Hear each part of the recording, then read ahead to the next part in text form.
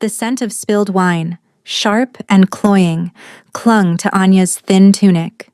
It was a deep crimson, the color of blood, and it spread across the drab gray fabric like a fresh wound. Humiliation, hot and just as red, bloomed on her cheeks. She kept her eyes fixed on the stone floor, her world shrinking to the polished flagstones that reflected the glittering contempt of the court. Murmurs and stifled laughter slithered through the grand hall, each sound a new lash against her already raw nerves. She was nothing here. Less than nothing. An omega from a fallen house, a tribute meant to be ignored, and now, a spectacle. "Clumsy thing," Lady Beatrice hissed, her voice dripping with false sympathy. She was the one who had accidentally stumbled, her jeweled goblet tipping its contents all over Anya. Such a shame to waste good vintage on the likes of her. Anya didn't respond. She couldn't. Her throat was a knot of unshed tears and silent screams. To speak would be to invite more scorn. To look up would be to meet the 100 pairs of eyes judging her, dissecting her worthlessness.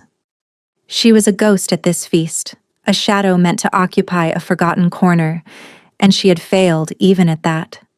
Her uncle, Lord Gregor, would be furious. He had warned her to be invisible, a command she had desperately tried to obey. Her family, the once proud House of Silverwood, had been disgraced generations ago.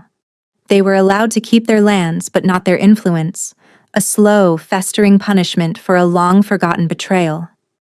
Anya, born without a wolf and presumed barren, was the embodiment of their decline. She was a flaw, a blemish on their already tarnished name. When the time came for their territory to offer a tribute to the Alpha King, her uncle hadn't hesitated. He had sent her, his worthless niece, as a sign of their complete and utter subjugation.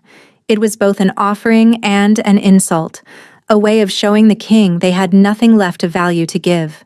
Her only gift, if it could be called that, was a strange quietness of spirit. Animals were calm in her presence.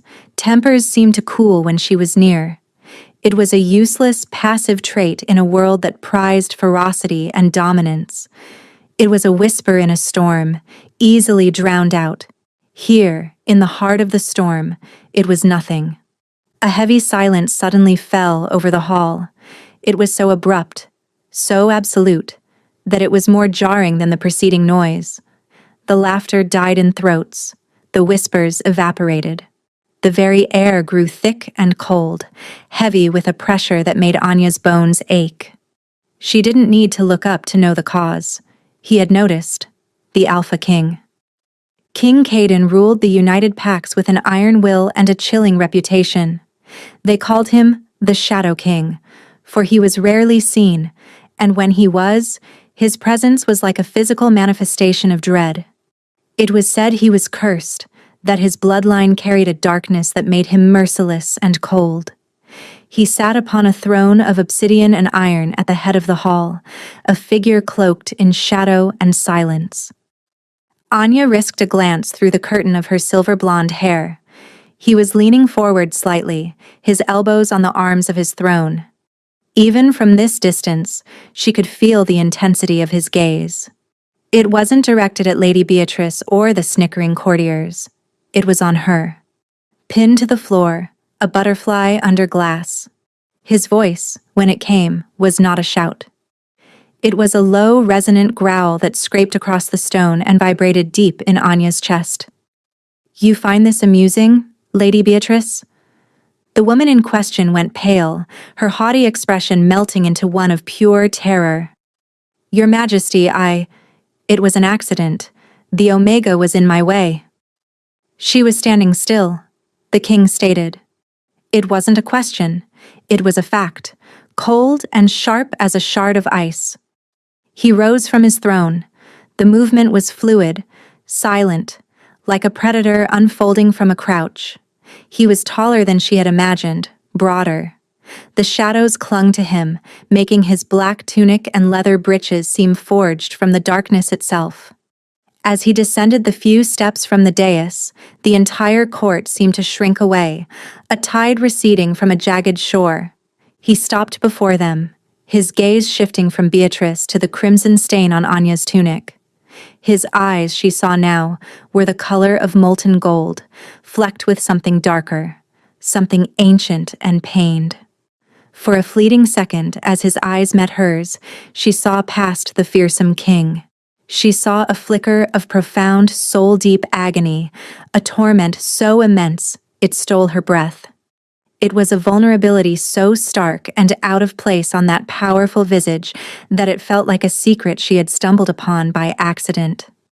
"My lord, please," Beatrice stammered, dropping into a desperate curtsy. "She is only an Omega. A wolfless one, at that. From a disgraced house. She is nothing." "I will be the judge of what is nothing in my own hall," Caden said, his voice dangerously soft. He did not look at Beatrice again. His golden eyes remained on Anya. He extended a hand, not to her, but to a nearby servant who flinched as if burned before placing a clean white linen napkin into the king's palm. King Caden took a step closer to Anya. The air crackled. The scent of pine and winter frost, his scent, overwhelmed the sour smell of wine. He knelt. The king of all packs, the merciless Shadow King, knelt on the cold stone floor in front of the worthless tribute. The collective gasp of the court was a physical thing, a wave of shock that washed over the hall. He didn't touch her. He simply reached out with the napkin and gently, with an unnerving precision, began to dab at the stain on her tunic. His touch was feather-light, a ghost of a sensation through the damp cloth. Anya's heart hammered against her ribs, a frantic drum in the echoing silence. His proximity was overwhelming. The raw power emanating from him was a physical force, yet underneath it, she felt that deep, resonant hum of pain she had seen in his eyes. Her own strange ability, that quiet empathy, resonated with it. It was a wounded thing, a caged beast rattling its bars deep within him. He met her eyes again. "What is your name?" he asked, his voice for her ears alone. "Anya," she whispered, the name a fragile thing in the charged air. He gave a single curt nod. The napkin was now soaked in red. He dropped it to the floor and rose to his full, intimidating height. He turned his gaze back to the terrified Lady Beatrice, who was still frozen in her curtsy. "You will leave my court," he commanded, his voice once more ringing with absolute authority. "Your lands and titles are forfeit to the crown. Be gone by sunrise, or my wolves will escort you to the border." A choked sob was Beatrice's only reply. She scrambled to her feet and fled, her attendants rushing after her. The hall remained deathly silent. King Caden's gaze swept over the assembled nobles, a silent warning that was more effective than any threat. Then, his golden eyes returned to Anya, one last time. "You," he said, the single word an undeniable summons. "Come with me." He turned and walked back toward his throne, not waiting to see if she obeyed. He knew she would. Anya's mind was reeling. Fear, confusion, and a bizarre, terrifying flicker of hope warred within her. She had come here expecting to be ignored until she faded into the castle's stonework. Instead, in the space of a few heartbeats, the most powerful wolf on the continent had risen to defend her, stripped a high-ranking lady of her title, and summoned her to his side. As she shakily rose to her feet and followed in the king's wake, the eyes of the court on her back, she knew one thing for certain. Her life of invisibility was over. Anya followed the king through a side door behind the dais, leaving the stunned silence of the great hall behind. They entered a corridor of dark, polished stone, lit by torches that cast long, dancing shadows. The king's guards, clad in black leather armor, fell into step behind them, their presence a silent, menacing weight. Anya kept her eyes on the king's broad back, her heart still beating a frantic rhythm against her ribs. She had no idea where he was taking her. To the dungeons? To a private room for a punishment far worse than public humiliation? Her mind, conditioned by years of expecting the worst, supplied a dozen terrifying possibilities. Yet, the memory of his touch, however brief and impersonal, contradicted her fears. It had been careful, gentle even, and the pain in his eyes, it haunted her. It was a familiar feeling, not the pain itself, but the recognition of it. It was the kind of deep internal wound that her own peculiar empathy could sense, like a discordant note in the symphony of a soul. The king led her up a winding staircase, deeper into the private, formidable heart of the fortress. The air grew colder. They passed no one. This was his domain, a place few were ever permitted to enter. Finally, he stopped before a massive set of iron-bound doors. He pushed them open without a word and gestured for her to enter. The guards remained outside, their faces impassive stone. Anya stepped across the threshold and her breath caught. It was not a dungeon or a torture chamber. It was a study, vast and filled with a surprising warmth. A huge fireplace dominated one wall, a roaring fire casting a golden glow over everything. The other walls were lined floor to ceiling with books, thousands of them, their leather spines creating a rich tapestry of color. A massive desk carved from a single piece of dark wood sat before a large arched window that looked out over the moonlit mountains. The room smelled of old paper, wood smoke, and the king's own scent of pine and winter. He walked past her to a small table set with a decanter of amber liquid and 2 glasses. He poured a measure into each. "Drink," he said, his back to her. "It will help with the chill." She took the glass he offered, her fingers trembling slightly. The crystal was heavy, the liquid inside radiating a gentle warmth. She took a small, hesitant sip. It was brandy, smooth and fiery, and it did chase away some of the cold that had settled deep in her bones. King Caden did not drink his. He swirled the contents of his glass, his golden eyes fixed on the fire. The silence stretched, thick with unspoken questions. Anya stood awkwardly, unsure of what was expected of her. "Why did you do that?" she finally whispered, the words escaping before she could stop them. He turned his head slowly, his gaze pinning her in place. "Do what? Banish a woman who finds sport in cruelty? I have little patience for such displays in my own hall." His tone was dismissive, as if it were a matter of simple housekeeping.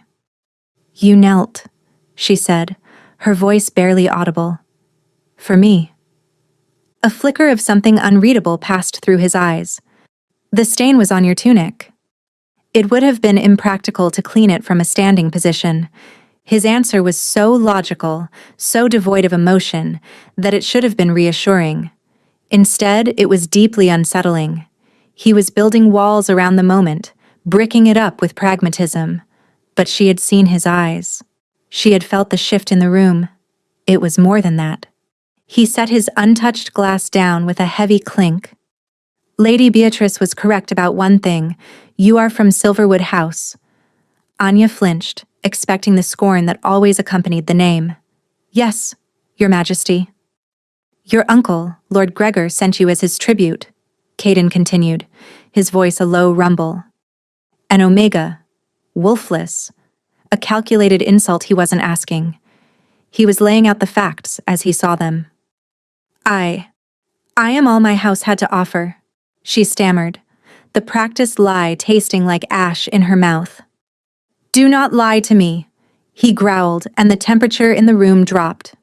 The fire seemed to shrink in its hearth. "I know what Gregor is. I know he has 2 alpha-born sons and a daughter of high standing. He sent you because he believes you are worthless. He meant for me to be insulted by the offering." Anya's blood ran cold. He saw everything. "Yes, my lord," she admitted, her gaze falling to the floor. "And are you?" he pressed, taking a step closer. "Are you worthless?" Her throat closed up. All her life she had been told she was, by her uncle, by her cousins, by the silent judgment of her pack. Her lack of a wolf was a gaping void where her strength should be. She was a broken thing. But as she stood there, in the presence of this terrifying, powerful man who had shown her a sliver of unexpected decency, a tiny, dormant seed of defiance sprouted within her. She lifted her chin, meeting his intense golden stare. "No," she said, her voice shaking but clear. "I am not." An unnerving silence followed her declaration. The king watched her, his expression unreadable. He seemed to be looking not at her, but through her, as if searching for something deep inside. The pain in his eyes flared again, sharper this time. He took a half step back, a subtle, almost imperceptible movement, and a muscle feathered in his jaw. "You will be moved to a room in this wing," he said abruptly, his tone once again clipped and commanding. "You will serve me directly. Your duties will be to be present." Anya stared at him, bewildered. "Present, Your Majesty?" "You will take your meals here. You will sit in this room while I work. You will be silent unless spoken to. Is that understood?" "But why?" The question was out before she could bite it back. A look of profound weariness crossed his features. He ran a hand over his face, and for a moment, he looked less like a king and more like a man bearing an impossible burden. "Because your presence is tolerable," he said, the words sounding as if they were dragged from somewhere deep inside him. "More than tolerable. It is quiet." He turned away from her, facing the great window. "Rorik, my beta, will see to your arrangements. You are dismissed." The finality in his tone was absolute. Anya, her mind a whirlwind of confusion, gave a clumsy curtsy and backed out of the room. As the heavy doors closed behind her, a tall, broad-shouldered man with a calm demeanor and kind eyes was waiting for her. This must be Rorik. "This way, my lady," he said, his voice a gentle baritone that was a stark contrast to the king's harsh growl. He led her down another corridor to a comfortable, well-appointed room, far grander than anything she had ever known. There was a soft bed, a wardrobe of dark wood, and even a small fireplace of its own. "The king has ordered a bath and fresh clothing for you," Rorik explained. "If you need anything, you have only to ask." "Thank you," Anya said, still dazed. Why is he doing this?" Rorik's kind face was tinged with a deep sadness. He looked at her, truly looked at her, with an expression of weary hope. "The king carries a heavy burden. For reasons I do not understand, your presence seems to lighten it. For the first time in a long time, tonight in the hall, he acted like a king, not just a warden to his own pain." He bowed his head and left her alone. Anya sank onto the edge of the plush bed, the borrowed glass of brandy still in her hand. She was confined to the king's personal fortress, a gilded cage she could not leave. Her duty was simply to exist in his presence. She thought of the agony she'd seen in his eyes, the way his power felt like a raw, exposed nerve, and the strange, inexplicable calm he seemed to find in her. Rorik's words echoed in her mind. A warden to his own pain. She was a tribute meant to be an insult, an omega with a useless gift. But somehow, in this place of terrifying power and deep, hidden sorrow, her whisper of a gift might be the only thing the Shadow King truly needed. And that thought was more frightening than any punishment she could have imagined. The days that followed fell into a strange and quiet rhythm. Anya's life was now circumscribed by the king's private wing. She woke in her comfortable room, was brought meals by silent servants, and spent hours upon hours in the king's vast study. Just as he had commanded, she was simply present. She would sit in a plush armchair near the fire, a book open on her lap, though she rarely read. Instead, she watched him. She watched King Caden as he worked at his massive desk, his brow furrowed in concentration as he pored over maps, treaties, and reports from his sprawling kingdom. He was a diligent ruler, his focus absolute. Yet, She could always sense the tension coiled within him, the constant grinding pain he fought to keep hidden. Sometimes it would break through his formidable control. His hand would clench into a fist so tight his knuckles turned white. A low, guttural sound, more animal than man, would escape his lips. His golden eyes would glaze over, their light dimming as if eclipsed by an inner darkness. In those moments, the air in the room would grow heavy and cold, the shadows deepening in the corners. Instinctively, Anya learned what to do. She would not speak. She would not move. She would simply focus her will, her strange, quiet energy, and project a sense of calm. She imagined a tranquil pool, a silent forest, a gentle peace, and pushed it out from herself, a soft, invisible current. And every time, after a few agonizing minutes, the tension in him would recede. The fist would unclench. The light would return to his eyes, and he would let out a slow, shuddering breath, like a man who had just survived a storm. He never acknowledged it. He never thanked her. But he began to position his desk so that he could see her more easily as he worked. He started having her meals served at a small table near his own, and they would eat in a silence that was no longer awkward, but companionable. A fragile, unspoken understanding was growing between them. He was the storm, and she, somehow, was the quiet eye within it. One evening, a week into her strange new life, a sharp cry of pain from his desk startled her. She looked up from her book to see him clutching his head, his body rigid, his face a mask of agony. This was worse than anything she had seen before. The shadows in the room were writhing, coalescing around him like living things. "Your Majesty?"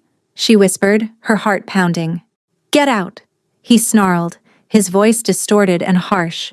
"Now, Anya." "Leave." He used her name. He had never used her name since that first night. Fear warred with a powerful, inexplicable urge to help him.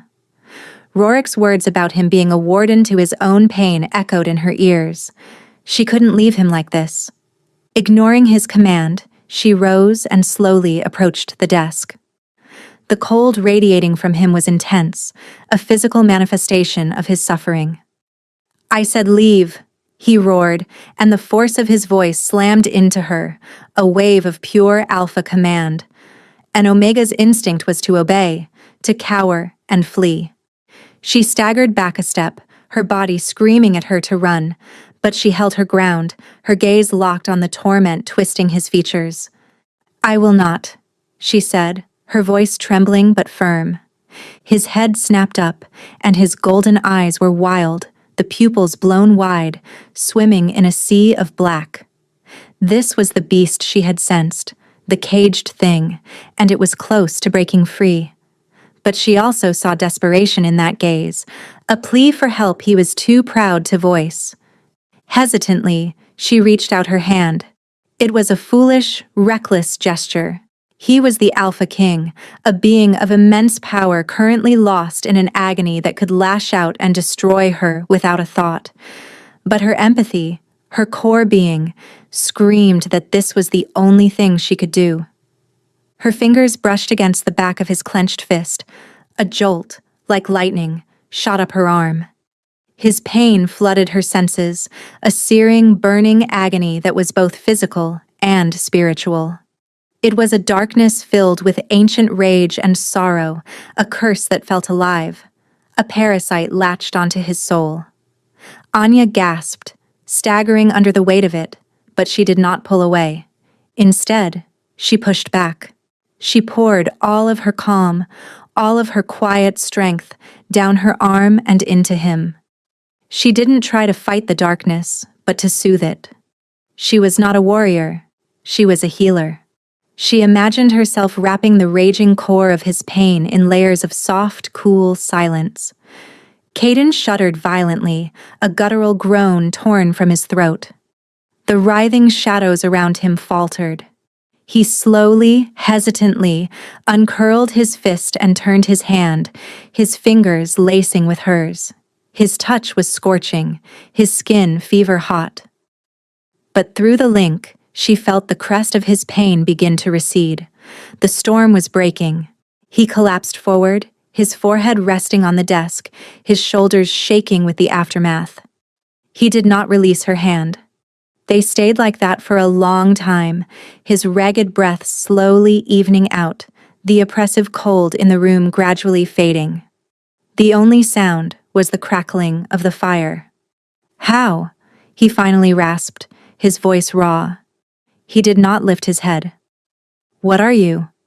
"I don't know," she answered honestly. "It's just something I can do." He finally lifted his head, his golden eyes clear again, though shadowed with exhaustion and a raw vulnerability she had never seen before. He looked at their joined hands, then at her face. Nothing has ever helped," he said, his voice thick with disbelief. "The healers, the mages, they can do nothing. It only ever gets worse." "It's a curse, isn't it?" she asked softly. He gave a bitter, mirthless laugh. "The blessing of my bloodline. The first king of my line made a pact with a shadow entity for power. The power passed down, but so did the price. A creeping darkness that consumes its host. It drives them to madness, to rage. It has claimed my father and my grandfather before him." He finally released her hand, and the loss of contact left her skin feeling cold. "I have spent my entire life fighting it, keeping it caged. That is why they call you the Shadow King," she murmured, understanding dawning. His coldness, his isolation, it was all a defense, a quarantine. "It is what I am," he said flatly, "what I am becoming." "No," Anya said, her voice filled with a conviction that surprised even herself. "It is not what you are. It is something you carry. There is a difference." He stared at her, a strange light entering his eyes. It was a look that held wonder, and something else. Something deeper and more intense that made her stomach flutter. Before he could reply, the study doors opened and Rorik entered. He stopped short, his eyes widening as he took in the scene, the king looking disheveled and vulnerable, and Anya standing close, an aura of quiet strength around her. "My king?" Rorik asked, his voice laced with concern. "Lord Gregor has arrived. He demands an audience. He says he has come for his niece." Caden's face hardened instantly, the vulnerability vanishing as if it had never been. The walls were back up, higher and colder than ever. He rose to his feet, every inch the formidable king once more. "He does not demand," Caden growled, his golden eyes turning to chips of ice. "He begs. And he will be disappointed." His gaze shifted to Anya, and for a heartbeat, she saw a flicker of raw possession in their depths. No one is taking her from this castle. Lord Gregor stood in the center of the throne room, his posture radiating an arrogance that bordered on suicidal. He was a tall, severe man, with eyes the color of chipped slate and a cruel twist to his mouth that Anya knew all too well. Seeing him again sent a tremor of old fear through her, a Pavlovian response to a lifetime of his casual cruelty and biting remarks. Caden had insisted she attend the audience.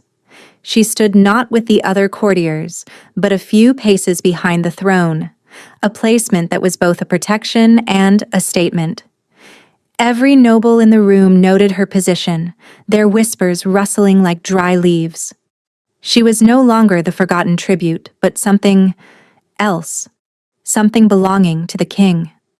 "Your Majesty," Gregor began, his bow shallow and perfunctory, "I have come on a matter of family honor.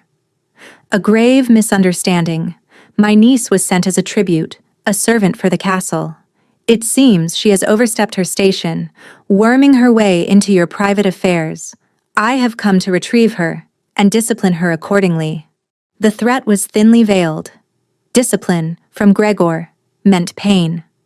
Anya wrapped her arms around herself, fighting the urge to shrink away. Caden remained seated on his throne, his expression unreadable, his fingers steepled before him. The silence drew out, each second a turn of the screw. Gregor's confidence began to waver, a slight sheen of sweat appearing on his brow. "Lord Gregor," Caden said finally, his voice deceptively mild, "are you suggesting I am incapable of managing my own household?" "Of course not, Your Majesty," Gregor sputtered, his composure cracking.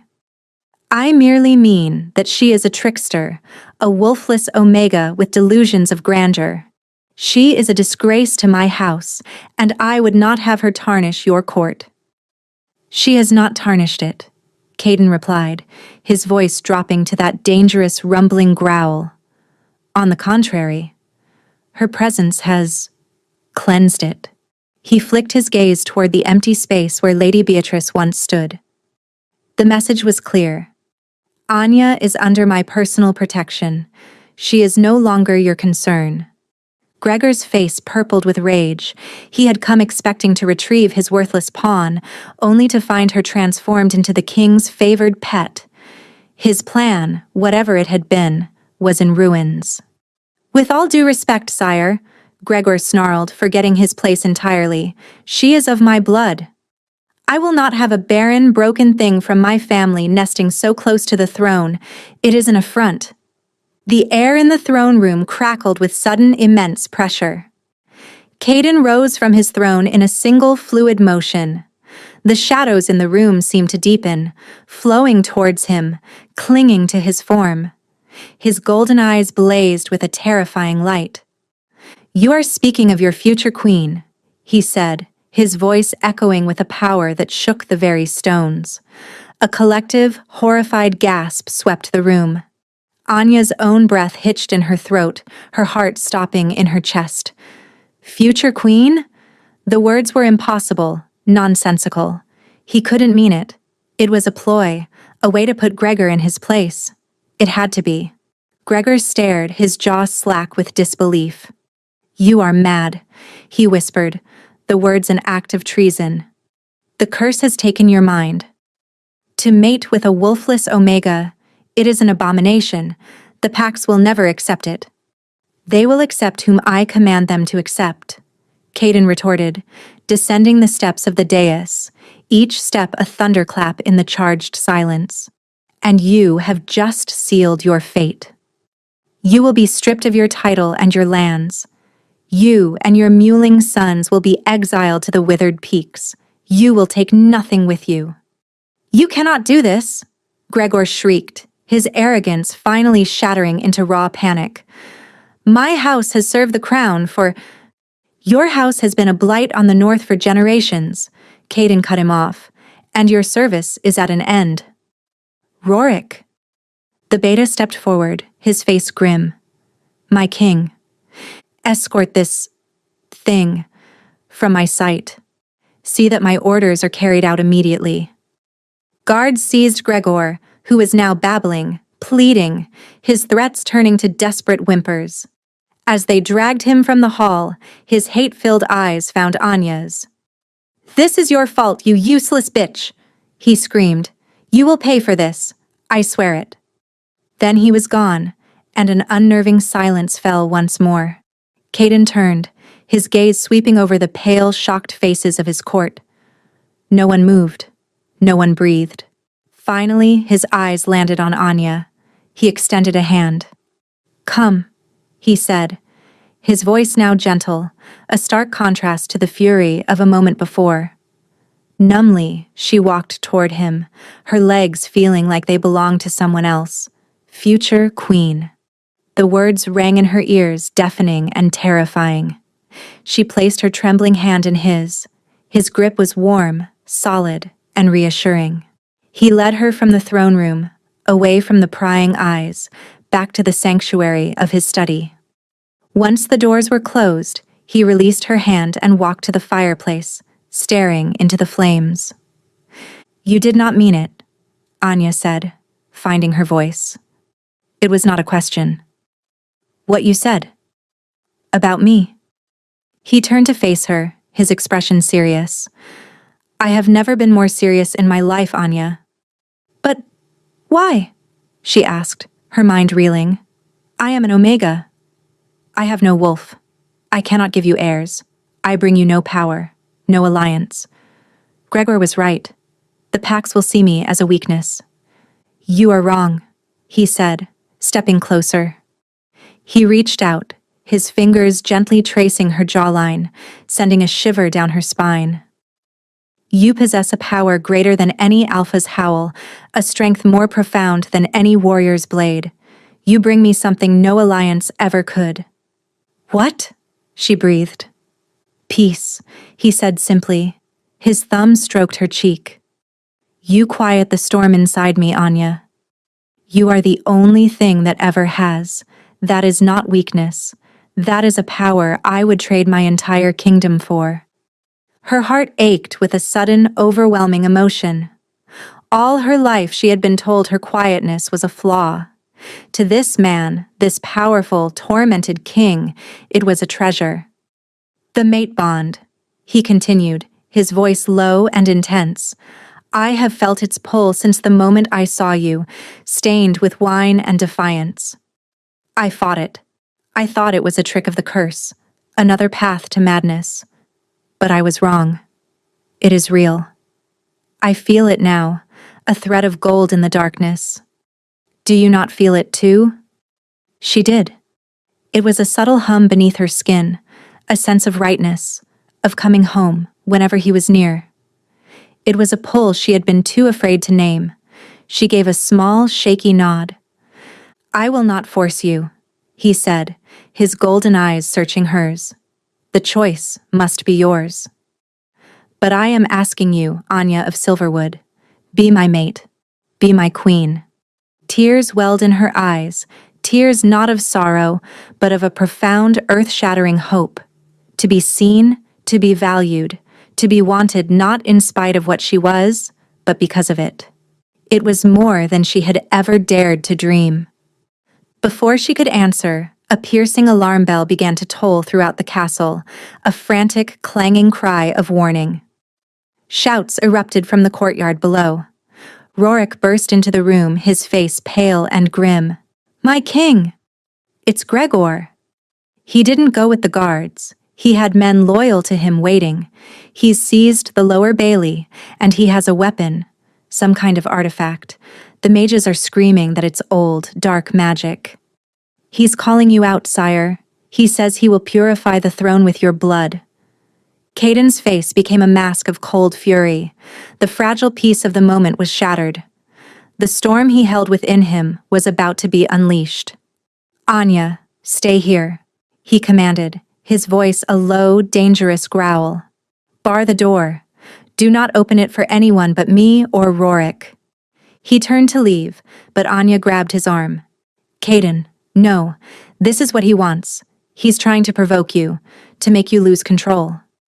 He has threatened my mate, Caden snarled, his eyes flashing with raw power. He will not live to see the dawn. He pulled his arm from her grasp and swept from the room, Rorik and a contingent of the royal guard at his heels.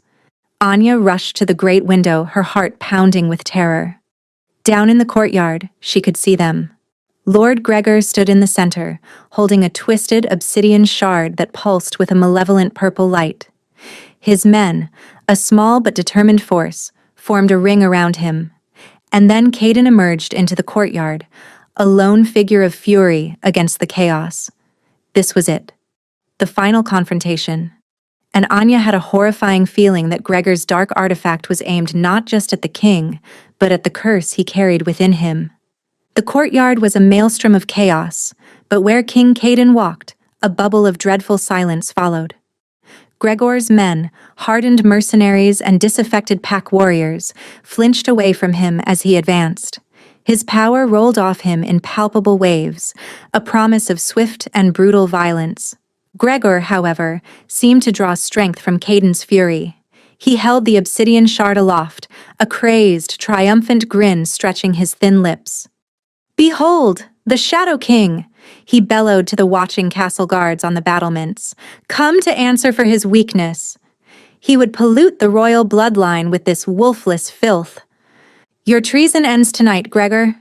Caden's voice was unnaturally calm, the quiet before a hurricane. My treason? Gregor laughed, a high, unhinged sound. No. My loyalty. I am saving the Pax from a king lost to his own curse. This shard, he said, brandishing the artifact, was crafted by the same shadow mages who first blessed your ancestor. It does not harm the wolf, your majesty. It feeds the shadow. It will unleash the beast you've kept so carefully caged.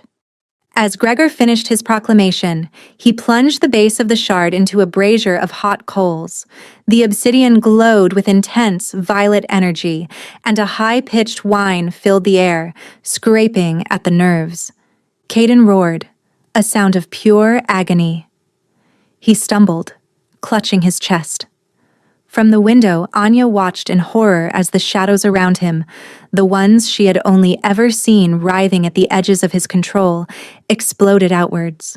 They were no longer wisps of darkness, but thick, grasping tendrils of living night. His form seemed to flicker and distort, growing larger, more bestial. This was what Gregor wanted. He wanted to force the transformation, to show the world the monster Caden kept hidden, to prove him unfit to rule.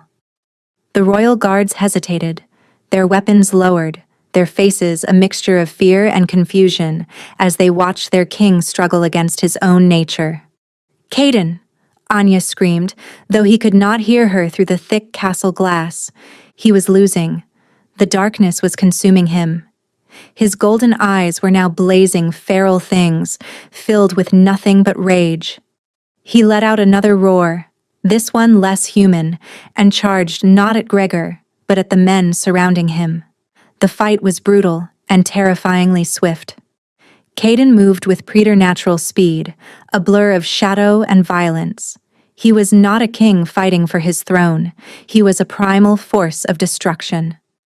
Gregor watched, his face alight with manic glee. Yes, show them the monster you are. Anya's mind raced. The guards were too afraid to intervene. Rorik was trying to rally them, but they were paralyzed by the sight of their king's dark power. Caden was going to kill them all, and then Gregor, and in doing so, he would lose himself completely to the curse. She could not let that happen. Ignoring his order, she unbarred the heavy door and fled the study. She flew down the winding stairs, her heart a frantic drum against her ribs. Servants and guards alike stared as she ran past, a pale wraith in a simple gown, heading toward the source of the chaos. She burst out into the cold night air of the courtyard just as Caden dispatched the last of Gregor's men. He stood panting in the center of a circle of bodies, the shadows clinging to him like a tattered cloak. He turned his burning gaze on Gregor, who now looked less triumphant and more terrified. The beast he had unleashed was far more powerful than he had anticipated. Caden, stop! Anya cried, her voice ringing out in the sudden silence. His head snapped toward her. For a moment she saw a flicker of recognition in those blazing eyes, a glimmer of the man she knew. Then it was gone, swallowed by the raging shadow. He saw her not as his mate, but as another obstacle. He took a menacing step toward her. Gregor saw his chance. While the beast's attention was diverted, he scrambled away, trying to flee. But Caden was faster. With a snarl, he moved to intercept, his path taking him directly past Anya. She had a choice. Let him pass, and he would tear Gregor apart before turning his rage on the rest of the castle. Or she could stand in his way. She chose to stand. She planted her feet, her small frame directly in the path of the raging Alpha King. No, she said, her voice shaking but clear. You will not become the monster he wants you to be. The beast that was Caden halted, confused by this small, defiant creature. A low growl rumbled in his chest. The shadows around him lashed out, tendrils of cold darkness that stopped just short of her skin. He was fighting himself, the man warring with the curse for control. His face was a contorted mask of that battle, his features shifting between the king she loved and the monster he feared. Anya, run, he gritted out. the words a terrible effort. "I will not leave you," she said, tears streaming down her face. She took a hesitant step toward him, then another. She reached out, her hand aiming for his heart. This was the ultimate test of her power. It wasn't enough to soothe him from a distance. She had to go into the storm itself. Her palm flattened against his chest. The darkness, the pain, the ancient rage of the curse slammed into her with the force of a tidal wave. It was 1,000 times worse than before. It was a living, sentient thing, and it recognized her as a threat. It tried to consume her, to snuff out her light. She screamed, her knees buckling under the sheer force of the malevolent energy. But she did not let go. She closed her eyes and poured everything she was into him. Not just her calm, but her love. The tentative, fragile love that had bloomed in the quiet of his study. The admiration for the man who fought so hard against his own demons. The gratitude for the king who had seen worth in a girl who had none. She poured it all into the link between them, a torrent of pure, unconditional acceptance. She did not fight the darkness. She embraced the man it was trying to consume. She wrapped her light around his soul. "I see you, Caden," she thought, pushing the feeling into him. "I see you, and I am not afraid. Come back to me." A blinding white light erupted from the point of their contact. It was not a violent explosion, but a gentle, inexorable wave that expanded outwards. The grasping shadows shrieked and dissolved under its touch. The malevolent purple glow of the obsidian shard sputtered and died.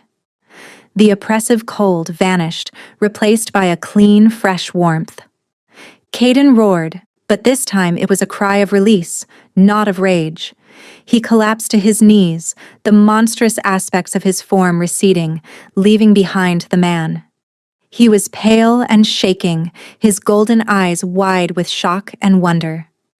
The curse. The constant, grinding pressure that had been his companion since birth was gone. The cage was empty. The warden was free.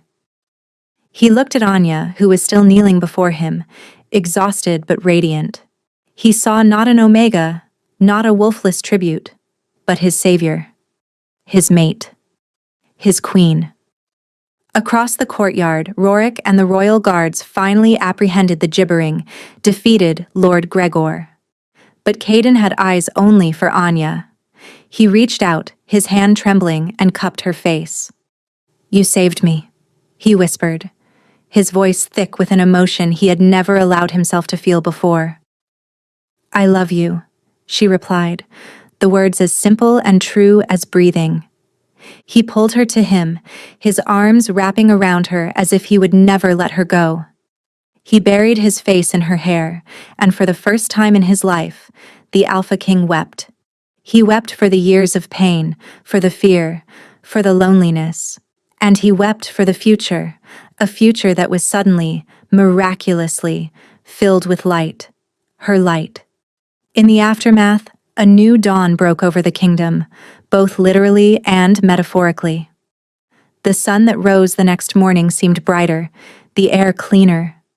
The oppressive shadow that had hung over the castle for a generation had lifted. Lord Gregor was imprisoned in the deepest dungeon, his mad ramblings about curses and shadows now falling on the deaf ears of a court that had witnessed a miracle. They had seen their king consumed by darkness, and they had seen the quiet Omega girl bring him back with nothing but her touch. Caden, a man reborn, wasted no time. He convened his council that very morning. Anya sat beside him, not behind the throne, but in a newly placed chair of equal stature. Her simple gown had been replaced with one of deep blue velvet, the color of twilight. But it was the quiet confidence in her eyes that truly transformed her. She was no longer a tribute, but a partner. The king's proclamation was swift and absolute. He recounted the truth of his family's curse, a secret held for centuries. He explained the torment that had shaped his reign, the isolation he had enforced upon himself to protect them all. And then, his voice ringing with love and reverence, he told them how Anya had saved him. "She is not wolfless," Caden declared, his golden eyes sweeping over the stunned faces of the lords and ladies. "Her spirit is the strongest I have ever known. Her power is not one of destruction, but of healing, of restoration. She did not break the curse. She healed it. She healed me." He stood and took Anya's hand, pulling her to her feet beside him. "This is my mate. My Luna, your queen. Her word is my word. Her command is my command. We will rule together, and we will build a new age for our people. An age where strength is measured not only by the sharpness of one's claws, but by the compassion in one's heart." There were murmurs, of course. The old guard, the ones who had thrived under the harsh, dominance-based hierarchy, looked unsettled. But they were the minority. Most looked at Anya with a newfound awe and respect. They had seen her courage in the courtyard. They had felt the shift in the very atmosphere of the kingdom. Hope, a long-absent guest, had returned to the castle. The formal mating ceremony was held a week later. It was a grand affair, but the most powerful moment was the most intimate. In the center of the great hall, before the entire court, Caden bared his neck. Anya, following tradition, was meant to simply accept his mark. But Caden stopped the officiating elder. "The bond is two ways," he said, his voice clear and strong. "It is a chain of equals." He gently tilted her head, his eyes asking for permission. She gave a small nod. With infinite tenderness, he leaned down and bit into the soft flesh where her neck and shoulder met. A jolt of pure ecstasy, of blinding light and rightness, shot through Anya. The mate bond, which had been a golden thread, now became a blazing conduit of love, power, and shared soul. She felt his strength, his history, his devotion pour into her. When he pulled back, he looked at her, his eyes glowing. "Now, my queen," he murmured, "mark me as yours." Hesitantly, she leaned forward. She had no fangs to pierce his skin, but as her lips touched the space below his ear, a pulse of her own energy, that quiet, healing light, flowed from her. It sank into his skin, leaving behind a faint silvery mark that shimmered like moonlight on snow. He gasped, a shudder of pleasure running through him. He had not just been marked, he had been blessed. The court stared in wonder. It was a new magic, a new kind of bond they had never witnessed before. Their union heralded the changes Caden had promised. Laws were rewritten. Omegas, once at the bottom of society, were given new protections and rights. Anya established healing centers, not for physical wounds, but for the traumas of the spirit, training others who had similar, if less potent, empathic gifts. The kingdom began to heal from the inside out. Caden, free from his pain, became the king he was always meant to be. The cold, distant ruler was replaced by a just and compassionate leader. He still possessed his immense power and an iron will, but it was now tempered by Anya's wisdom and grace.